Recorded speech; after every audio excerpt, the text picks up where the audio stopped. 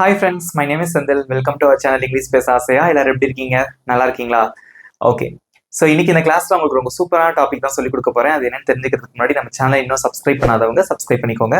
பக்கத்துல இருக்க பெல் ஐக்கானையும் கிளிக் பண்ணி வச்சுக்கோங்க. ஸ்டார்ட் பண்ணலாமா? இப்போ ப்ரெப்போசிஷன்ஸ் எல்லாருக்குமே தெரியும் இல்லையா? ஸோ இங்கிலீஷ்ல வந்து இந்த ப்ரெப்போசிஷன்ஸ் வந்து எல்லாருக்குமே தெரிஞ்சிருக்கக்கூடிய ஒரு விஷயம் தான் அது. ஓகே. ஸோ இந்த ப்ரெப்போசிஷன்ஸ் பொதுவாக வந்து பார்த்தீங்க அப்படின்னா காமனாக நம்ம யூஸ் பண்ணுறது இன், ஆன், அட், அண்டர், அபவ், இந்த மாதிரி நிறைய ப்ரிப்போசிஷன்ஸ் இருக்கு. ஸோ இது எல்லாத்தையும் வந்து நம்ம எங்க யூஸ் பண்ணலாம் அப்படின்னு நான் உங்களுக்கு சொல்லி கொடுத்துருக்கேன். So in this class I am going to teach you so when not to use prepositions. Okay, எந்த இடத்துல வந்து நம்ம ப்ரிப்போசிஷன்ஸ் யூஸ் பண்ண கூடாது அப்படிங்கிறத நம்ம தெரிஞ்சுக்கணும். ஸோ சம்மந்தமே இல்லாமல் ஒரு இடத்துல நம்ம வந்து ப்ரிப்போசிஷன்ஸ் யூஸ் பண்றோம் அப்படின்னா தப்பு தான். ஓகேவா? ஸோ அந்த மாதிரி ஒரு சில விஷயங்கள் நிறைய இருக்கு இங்கிலீஷ்ல. ஸோ முக்கியமான சில சென்டென்சஸ் நான் எக்ஸாம்பிள்ஸை எடுத்து அந்தந்த சிச்சுவேஷன்ஸ்ல வந்து so you should not use prepositions unnecessarily. So தேவையில்லாம வந்து நம்ம ப்ரிப்போசிஷன்ஸ் பயன்படுத்தக்கூடாது அப்படிங்கிறதுக்கு ஒரு சில எக்ஸாம்பிள்ஸோட நான் உங்களுக்கு சொல்லிக் கொடுக்க போறேன். So at the end of the video you will have the test. அப்போ இன்னைக்கு டாபிக் என்ன? When not to use prepositions. When not to use prepositions in English. எந்தெந்த இடங்கள்ல தேவையே இல்லாம prepositions யூஸ் பண்ணக்கூடாது அப்படிங்கறத டாபிக். ஸ்டார்ட் பண்ணிடலாமா? நீங்க எல்லாரும் ஆக்டிவா இருக்கணும். கமெண்ட்ஸ்ல ஆன்சர் சொல்லிக்கிட்டே வாங்க. ஓகேவா? ஸோ அதுக்கு முன்னாடி நம்ம ஸ்டார்ட் பண்றதுக்கு முன்னாடி ஹாப்பி நியூ இயர். ஸோ எல்லாரும் வந்து நம்ம இந்த நியூ இயர்ல வந்து அடி எடுத்து வச்சிருக்கோம் 2026. ஓகே, இதுல வந்து பாத்தீங்க அப்படின்னா நிறைய நம்ம ரெசல்யூஷன்ஸ் எடுத்திருப்போம். ஸோ அதுல ஒன்னா நீங்க என்ன எடுத்துக்கணும் அப்படின்னு பாத்தீங்கன்னா English. Okay, so I can speak English அப்படிங்கிறத வந்து நீங்க எடுத்துக்கோங்க. ஸோ பிகாஸ் இங்கிலீஷ் அப்படிங்கிறது ஒரு லாங்குவேஜா பாருங்க. ஓகே, அதை பார்த்து வந்து பயப்பட தேவையில்லை, தயக்கப்பட தேவையில்லை.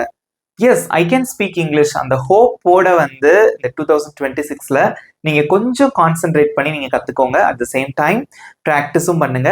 Every one can speak English. எல்லாராலையும் வந்து இங்கிலீஷ் சரளமா பேச முடியும். ஓகேவா? ஸோ அந்த நம்பிக்கையோட இந்த கிளாஸையும் கவனிங்க. கேட்கக்கூடிய கேள்விகளுக்கு தப்போ கரெக்டோ கமெண்ட்ஸ்ல ஆன்சர் பண்ணுங்க. பண்ணுவீங்களா?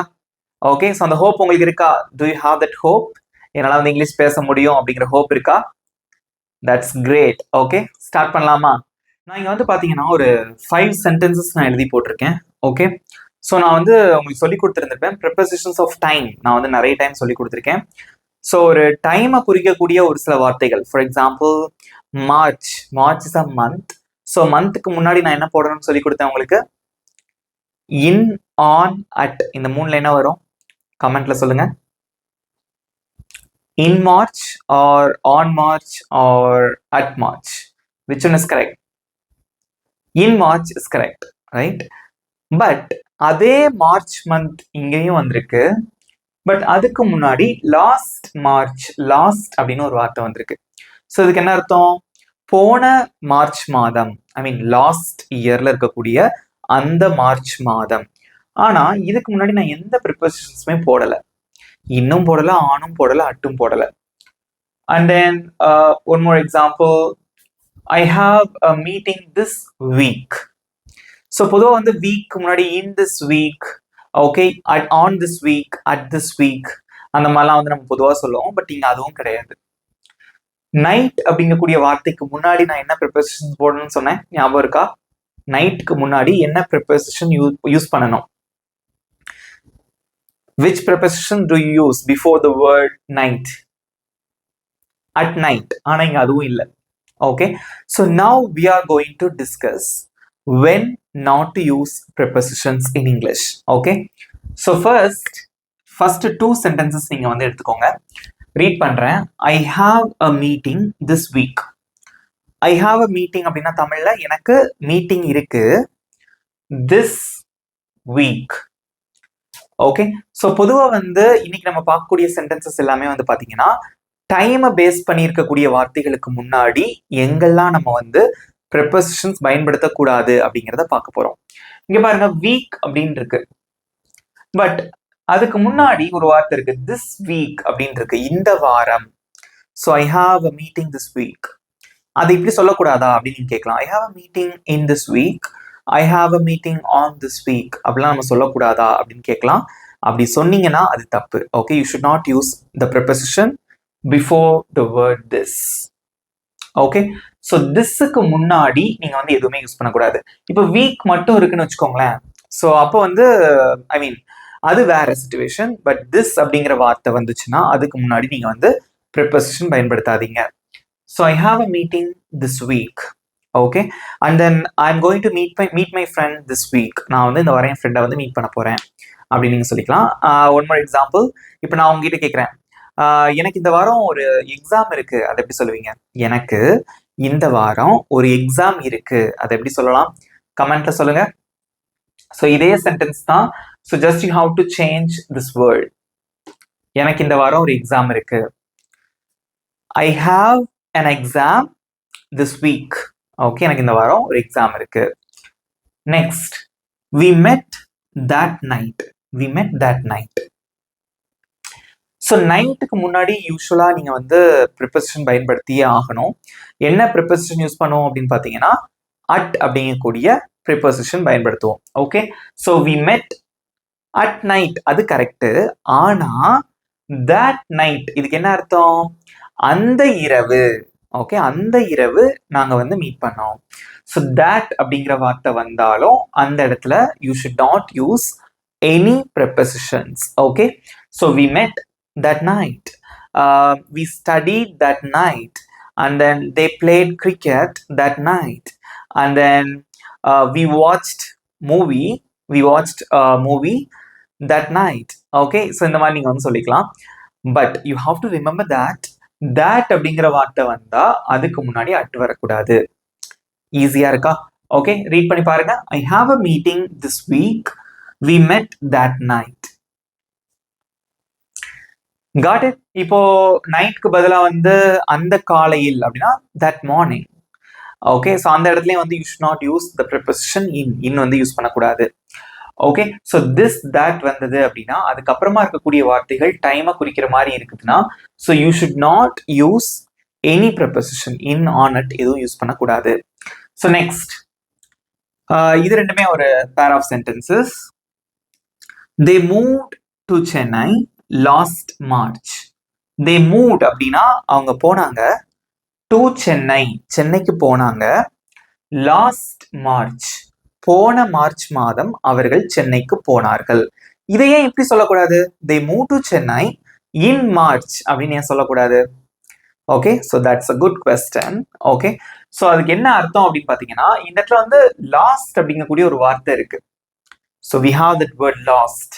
Last March, last January, last February, last September, last December, last October. இந்த மாதிரி லாஸ்ட்னு வரும்போது அது மந்தாவே இருந்தாலும் நீங்க இந்த இடத்துல இன் போடக்கூடாது. எப்படி சொல்லக்கூடாது? They move to Chennai in last March அப்படின்னு சொல்லக்கூடாது. Here you should not use the preposition in. So just you have to say they move to Chennai last March. That's enough. Okay, next, he is returning.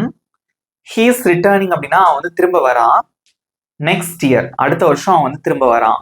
So he is returning next year. Okay, so அவ்வளோதான். So next அப்படிங்கக்கூடிய வார்த்தை வந்திருக்கு. அதுக்கு முன்னாடியும் நீங்க வந்து எந்த ப்ரிபோசிஷனும் use பண்ணக்கூடாது. So last, next. Okay, so இதுக்கு முன்னாடி டோன்ட் யூஸ் ப்ரிபோசிஷன்ஸ். புரிஞ்சுக்கிட்டீங்களா? முதல் என்னென்ன வார்த்தைகள்? This, that. நெக்ஸ்ட், லாஸ்ட் அப்படின்னா முடிஞ்சது. நெக்ஸ்ட் அப்படின்னா நடக்க போறது. Next year, next March. Okay, so I am going to meet my friend next January. நான் வந்து அடுத்த ஜனவரியில வந்து என்னோட ஃப்ரெண்டை வந்து நான் மீட் பண்ண போறேன். So next January. So don't say I am going to meet my friend in next January. So just you have to say I am going to meet my friend next January. Okay, so don't use any prepositions before last and next. இதுக்கு முன்னாடி வந்து don't use it.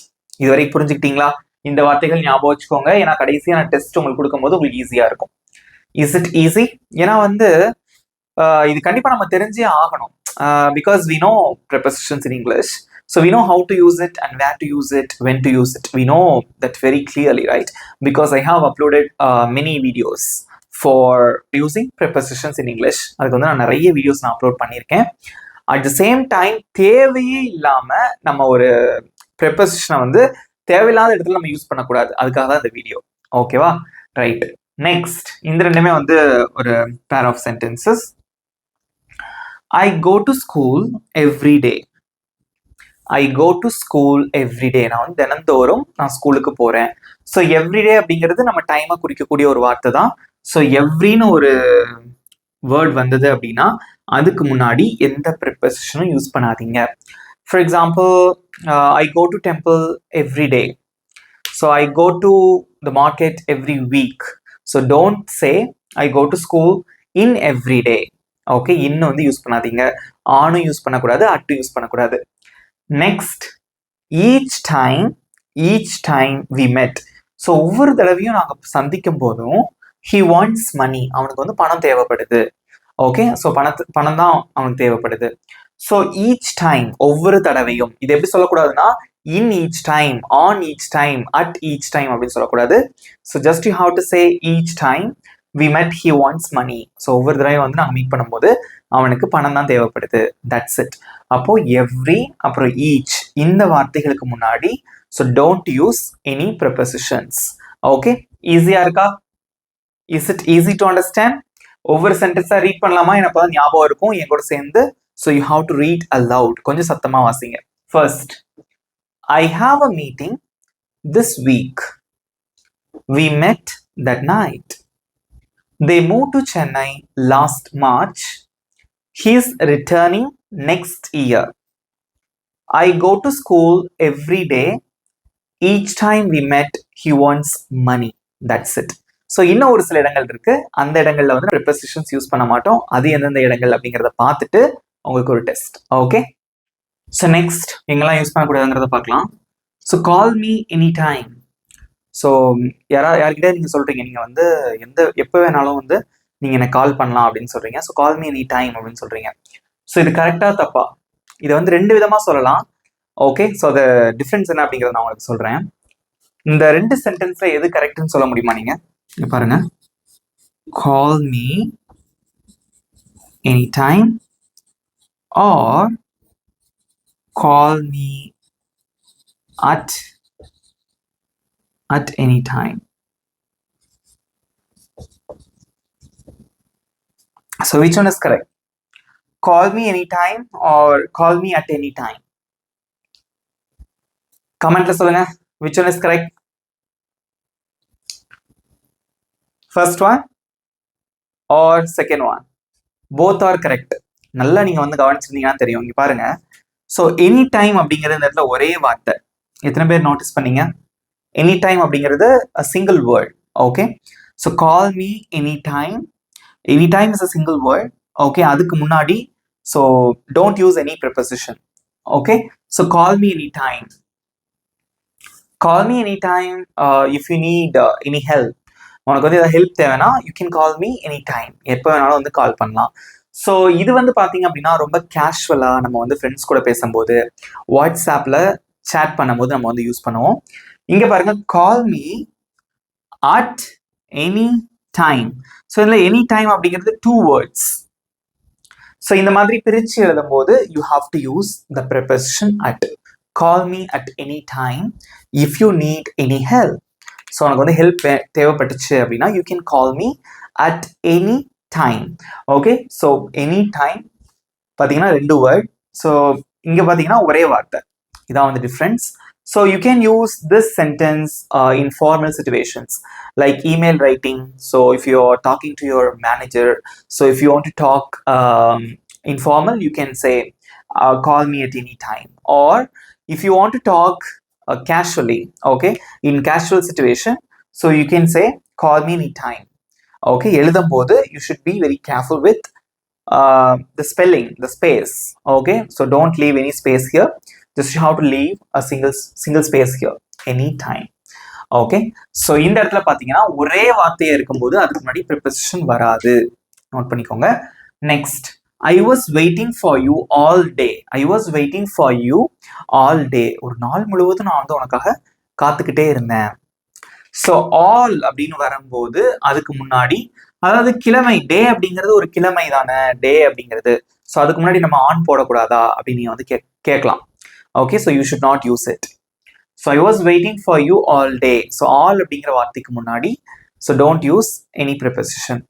Next, so இது ரெண்டு வந்து ஒரு pair of sentences. Next, can I call you today? இந்த மூணுமே ஒரே pair. So can I call you today? நான் இன்னைக்கு உனக்கு கால் பண்ணலாமா? ஸோ டுடே அப்படிங்கிறது இன்னைக்கு தான் குறிக்குது, அது ஒரு கிழமையை தான் கிட்டத்தட்ட குறிக்குது. இதுக்கு முன்னாடி டோன்ட் யூஸ் ப்ரிப்போசிஷன். ஸோ இது ரொம்ப ரொம்ப இம்பார்ட்டன்ட். இந்த மூணுமே வந்து பார்த்தீங்க அப்படின்னா வெரி இம்பார்ட்டன்ட். ஓகே, ஏன் அப்படின்னா இந்த மாதிரி today and yesterday and tomorrow இந்த மூணு வார்த்தைகளுக்கு முன்னாடி நல்லா நோட் பண்ணி வச்சுக்கோங்க, ஆன் போடவே கூடாது. ஆன், இன், அட் எதுவும் போடக்கூடாது. ப்ரிப்போசிஷன் யூஸ் பண்ணீங்கன்னா அது தப்பு. ஓகே, ரீட் பண்ணுங்க. Can I call you today? I went to college. நான் காலேஜுக்கு போனேன். எஸ்டர்டே, நேற்று. இது எப்படி சொல்லக்கூடாது? I went to college on yesterday அப்படின்னு சொன்னா தப்பு. Next, I will meet you. நான் உன்னை மீட் பண்ணுவேன் டுமாரோ, நாளைக்கு. இது எப்படி சொல்லக்கூடாது? I will meet you on tomorrow அப்படின்னு சொல்லக்கூடாது. That's it. அப்போ டுடே, எஸ்டர்டே அண்ட் டுமாரோ இந்த மூன்று வார்த்தைகளுக்கு முன்னாடி ப்ரிப்போசிஷன் பயன்படுத்தாதீங்க. அவ்வளவுதாங்க. ஸோ இந்த மாதிரி டைமை பேஸ் பண்ணி வரக்கூடிய வார்த்தைகளா இருந்தாலும் அதுக்கு முன்னாடி ஒரு சில வார்த்தைகள் this, that and last, next, today, yesterday, tomorrow, any and all இந்த மாதிரிலாம் வரும்போது நீங்க வந்து ப்ரிப்போசிஷன் பயன்படுத்தக்கூடாது. ஸோ ப்ரிப்போசிஷன் அப்படிங்கிறது ஒன்றும் கிடையாது. அது எதுக்காக நம்ம யூஸ் பண்றோம் அப்படின்னு பார்த்தீங்கன்னா, ஸோ அது வந்து அதுக்குன்னு தனியாக ஒரு அர்த்தம் கிடையாது. ஸோ ஒரு ப்ரிப்போசிஷன் இருக்குன்னா அதுக்கு தனியாக அர்த்தம் கிடையாது. For example, Jal meet you on Monday. நான் வந்து உன திங்கக்கிழமை சந்திப்பேன். ஸோ அந்த ஆன் அப்படிங்கிற அதே ப்ரிப்போசிஷன் நம்ம இன்னொரு இடத்துல யூஸ் பண்ணுவோம். For example, I kept your book on the table. நான் உன்னோட புக்கை வந்து நான் டேபிளுக்கு மேலே தான் வச்சேன். Got it. அப்போ அந்த ஆன் அப்படிங்கிறது இந்த இடத்துல டேபிளுக்கு மேல ஒரு பொருள் வந்து எங்க இருக்கு அப்படிங்கிறத குறிக்குது. பட் ஆன் மண்டே அப்படின்னு சொல்லும் போது கிழமைகளுக்கு முன்னாடி ஆன் போடுவோம். ஸோ இந்த மாதிரி இங்கிலீஷ் லாங்குவேஜ் வந்து ரொம்ப டிஃப்ரெண்டான ஒரு லாங்குவேஜ். நிறைய நுணுக்கங்கள் இருக்கு. ஒவ்வொன்றா நான் உங்களுக்கு சொல்லித்தரேன். இன்னைக்கு கிளாஸ் எப்படி இருந்தது? கிளியர் ஆயிட்டீங்களா? எங்கெல்லாம் வந்து ப்ரிப்போசிஷன்ஸ் யூஸ் பண்ணக்கூடாது அப்படிங்கிறத கத்துக்கிட்டீங்களா? ஓகே, நான் சொல்லி கொடுத்ததுல இருந்து உங்களுக்கு ஒரு சின்ன test. Are you ready for the test? So here I have written 8 sentences. So you have to read these sentences very carefully, okay, and then you have to tell me the correct answer. So நல்லா read பண்ணி பார்த்துட்டு answer பண்ணுங்க. எந்தெந்த sentences correct, தப்பா எந்தெந்த sentence நான் எழுதி போட்டிருக்கேன், தப்பு இருந்தா you have to correct it. Okay, நீங்க தான் கரெக்ட் பண்ணணும். ஸோ நீங்க வந்து பாஸ் பண்ணி வச்சுட்டு கூட நீங்க ஆன்சர் பண்ணுங்க. ஓகே, அல்லது என் கூட சேர்ந்து கூட ஆன்சர் பண்ணுங்க. பட் கரெக்டா நீங்க வந்து ஆன்சர் பண்ணணும். எல்லாருமே ஆன்சர் பண்ணணும். ஓகேவா? Right. First one, did you work in last week? So ஒரு சென்டென்ஸை ரீட் பண்ணும்போது you should know the meaning for the particular sentence that you read. So நீங்கள் ரீட் பண்ணக்கூடிய சென்டென்ஸ்க்கு மீனிங் தெரியணும். So did you work, did வந்திருக்கு, so past. So did you work, நீ வேலை செஞ்சியா? in last week, போன வாரம் நீ வேலை செஞ்சியா? இது தப்பா கரெக்டா? So this sentence is incorrect because last அப்படிங்கிற வார்த்தை வந்திருக்கு. அப்போ நம்ம in போடக்கூடாது. ஸோ லாஸ்ட்க்கு முன்னாடி you should not use preposition. Next, see you on Sunday. இது கரெக்டா தப்பா? see you on Sunday கரெக்டா தப்பா? வெரி குட், இது கரெக்ட். ஏன் அப்படின்னு பார்த்தீங்கன்னா சண்டேங்கிறது ஒரு கிழமை. ஸோ இதுக்கு முன்னாடி வந்து லாஸ்ட் அப்படிங்கிற வார்த்தை வரல, நெக்ஸ்ட் சண்டே அப்படிங்கிற வார்த்தையும் வரல. ஸோ ஆன் போட்டிருக்கோம், அதனால இது correct. Next, I get up in every morning at 6 o'clock. நான் வந்து தினந்தோறும் காலையில் 6 மணிக்கு எந்திரிக்கிறேன். கரெக்டா தப்பா? கரெக்ட் மாதிரி தான் இருக்கு. Is it correct? Is this sentence correct? No, this is incorrect because எவ்ரிங்கிற வார்த்தை வந்திருக்கு, அதுக்கு முன்னாடி இன் வரக்கூடாது. So I get up every morning at 6. Okay, next, the meeting lasted. the meeting lasted அப்படின்னா ஒன்றும் கிடையாது. ஸோ மீட்டிங் நடந்தது. ஸோ இது வரைக்கும் மீட்டிங் நடந்தது அப்படின்னு சொல்லுவோம் பார்த்தீங்களா, மீட்டிங் நடந்தது, அதான் meeting lasted. the meeting lasted all evening. all evening அப்படின்னு என்ன அர்த்தம்னா, ஸோ ஈவினிங் முழுக்க நடந்தது. 6 மணில இருந்து நைட்டு வரைக்கும் ஈவினிங் டைம் ஃபுல்லா நடந்தது. 4 மணிக்கு ஆரம்பிச்சிருச்சு, ஃபுல்லா நடந்துகிட்டே இருந்தது. ஓகே, ஸோ மாலை முழுவதும் அப்படின்னு அர்த்தம். ஆல் ஈவினிங்னா மாலை முழுவதும். ஆல் மார்னிங் அப்படின்னா தினந்தோறும் காலையில் கிடையாது. எவ்ரி மார்னிங் அப்படின்னா தினந்தோறும் காலையில். Okay, so all morning all evening அப்படின்னா அந்த பர்டிகுலர் டேல இருக்கக்கூடிய ஈவினிங் டைம் முழுவதும் அப்படின்னு அர்த்தம். Okay, so the meeting lasted all evening. இது கரெக்டா தப்பா? கரெக்ட். ஏன்னா ஆளுக்கு முன்னாடி நம்ம எந்த ப்ரிபோசிஷனும் யூஸ் பண்ணல. Next, can you call me on tomorrow? Can you call me on tomorrow? நாளைக்கு நீ எனக்கு கால் பண்ண முடியுமா? ஸோ இது கரெக்டா தப்பா? பார்த்தோன்னே தெரியுது தப்பு. ஏன்னா டுமாரோ, டுடே, எஸ்டர்டேக்கு முன்னாடி தேவையில்லாம ப்ரிபோசிஷன்ஸ் யூஸ் பண்ணக்கூடாது. Next, the flight leaves at 10 p.m. the flight leaves அப்படின்னா ஃப்ளைட் வந்து கிளம்புது at 10 p.m. 10 மணிக்கு ஃப்ளைட் வந்து கிளம்புது இங்க இருந்து. ஓகே, ஸோ அதை எப்படி சொல்லுவீங்க? இப்படிதான் சொல்லி ஆகணும், வேற வழியே கிடையாது. கரெக்டா தப்பா? கரெக்ட் தான். ஏன்னா டைமுக்கு முன்னாடி தான் அட் வந்திருக்கு. ஸோ இதுக்கு முன்னாடி வந்து எந்த ஒரு வார்த்தையும் இல்லை. I mean this, that, any, every அந்த மாதிரி எந்த ஒரு வார்த்தையுமே இல்லை. ஸோ இது வந்து correct. Next, we have to finish this project. நான் வந்து இந்த ப்ராஜெக்டை முடிக்கணும். in this week, இந்த வாரம் நாங்கள் இந்த ப்ராஜெக்டை முடிக்கணும். இது கரெக்டா தப்பா? we have to finish this project in this week. Is this correct?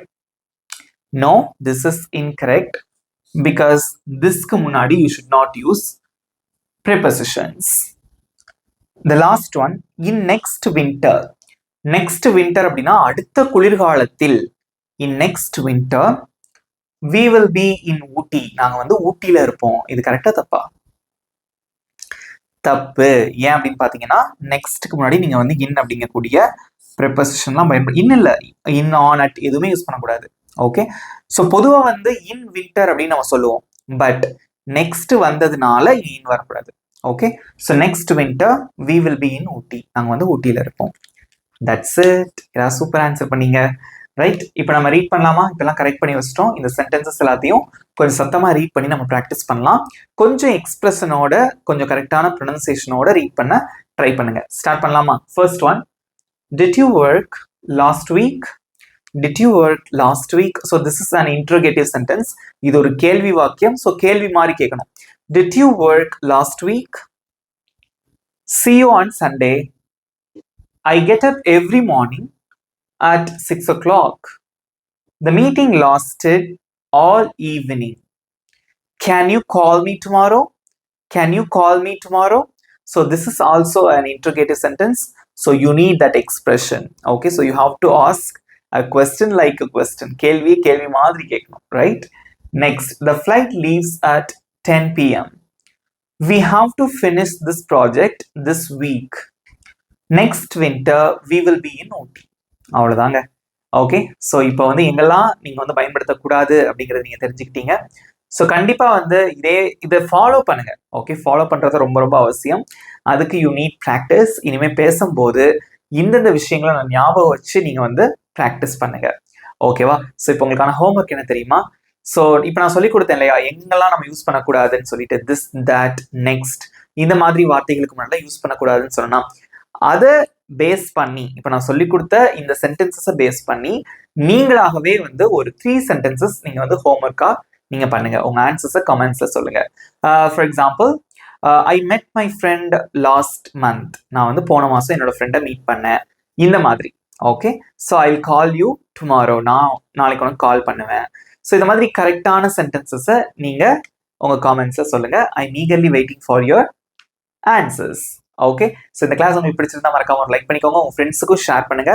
உங்க ஃப்ரெண்ட்ஸ்க்கு ஷேர் பண்ணதோட மட்டும் இல்லாம அவங்களோட சேர்ந்து ப்ராக்டிஸ் பண்ணுங்க, பேசி பழகுங்க. இந்த 2026ல கண்டிப்பா உங்களால இங்கிலீஷ் பேச முடியும். அதுக்கு சின்ன விஷயம் தான் நீங்க பண்ணணும், ப்ராக்டிஸ். ஓகே, ஸோ நம்ம சேனலை இன்னும் சப்ஸ்கிரைப் பண்ணாதவங்க சப்ஸ்கிரைப் பண்ணிக்கோங்க. பக்கத்துல இருக்க பெல் ஐக்கானையும் கிளிக் பண்ணி வச்சுக்கோங்க. இதே மாதிரி இன்னொரு இன்ட்ரெஸ்டிங்கான டாபிக்கோட நெக்ஸ்ட் வீடியோல நான் உங்களை மீட் பண்றேன். Thank you friends.